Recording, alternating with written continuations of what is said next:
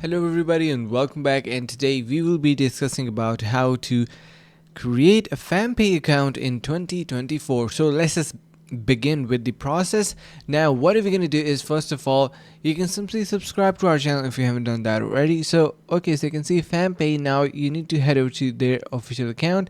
Now the important point to be noted here is that you are going to be needing a phone number, and that is crucial. And if you have a phone number dedicated, you can create your account easily. Simply get your Fampay account and try to log in and sign up with the process. An OTP code will be sent to your account, and that is going to be creating your account. So that is going to be completely the process to create your Fampay account, and I was just simply researching online how to get started with that. So yeah, if you have any questions, let us know in the comments below. I will try to get back to you in really shortly, basically. And yeah, so that is it for this video. Consider subscribing to our channel, stay tuned for more, and see you guys in the next video.